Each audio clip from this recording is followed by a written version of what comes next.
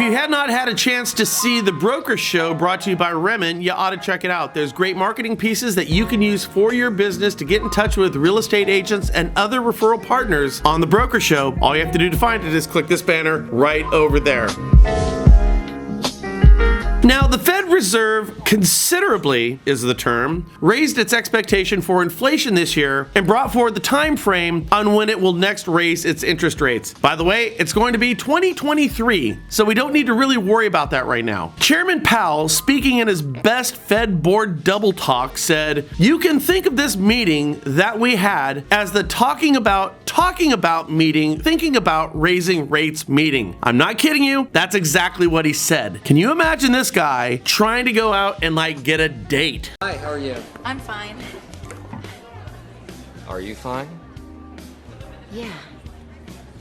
You're fine then. Are you retarded? The hell's the matter with you?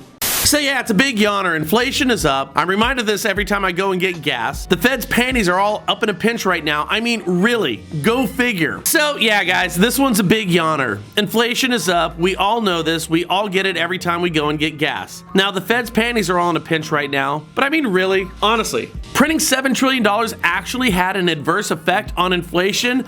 Never saw this one coming. So now, for the first time, and beating Moody's time frame, the Fed is going to go straight up Rocky Balboa and pull its short-term rates right off the mat and put them back into the fight. By the way, like I said before, the Fed isn't going to do any of this anytime soon, and when they do, all the adjustments will have been taken into consideration, which is always the case with the Fed. The moral to the story is this, guys. Inflation, it's up, making everything outside of home ownership more expensive. Now, I wonder, and I really wonder about those who've got a 47 back-end ratio deal on a 30-year fixed rate loan on a $300,000 house, how inflation is going to hurt that person, because it's absolutely going to. The issue with the Fed is not short-term rates, rather its recent and insatiable appetite for buying bonds. See, in March 2020, the Fed began buying bonds, splitting between $80 billion in treasuries and $40 billion in mortgage-backed securities to keep the economy moving and make borrowing money cheaper. The bond market has been closely watching for the Fed to begin talks of tapering asset purchases if inflation stays above 2% for an extended period of time, and if unemployment reaches a low the Fed deems satisfactory. If and when that happens, we'll see a move in mortgage rate. But as we sit here today, understand this, and I know you do, the Freddie Mac 30-year fixed rate average is at 2.93% at 0.7 of 1 point cost. Go figure. Rates are actually going down. Now remember, 40% of homeowners still have rates over 4%. Loan officers,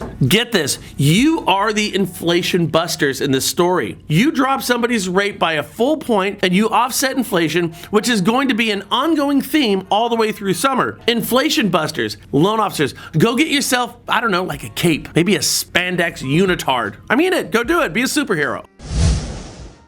Now, HUD has decided that the best use of their time and considerable resources is to try to get more people with high student loan debt into home ownership with mortgages. Now, it begs the question, doesn't it? What about students with low debt? What about students with no debt? What about all of these guys? Because a student with no debt, that's a good candidate to take on debt. You know, somebody who doesn't actually have debt. But no, that's not what HUD wants to do, is it? HUD has made it its mission to find somebody who's maxed out on debt. Let's go get them in a house. Why? I guess just to prove that we can do it. It's kind of like eating a light bulb, isn't it? You might be able to do it, but why? Here's why, and here's a quote. Prospective home buyers who qualify for FHA help typically have lower credit scores than individuals with other government-backed loans, such as those guaranteed by Fannie and Freddie. And they are disproportionately Black and Hispanic, according to data collected by the federal regulators. The surge in student loan debt over the past two decades has coincided with historically low home ownership rates among younger households. Some researchers say the phenomenons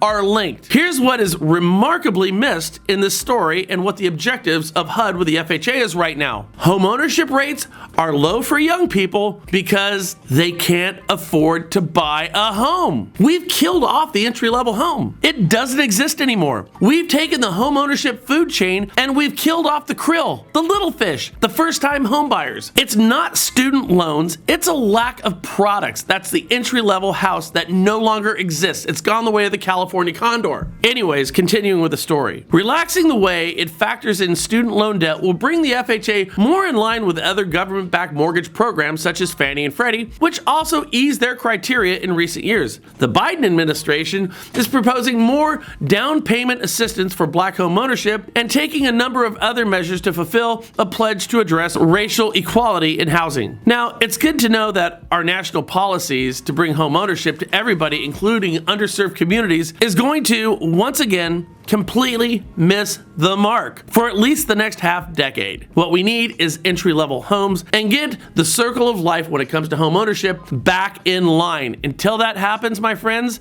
all I have to do is say what Kurt Vonnegut said: such is life, such is life.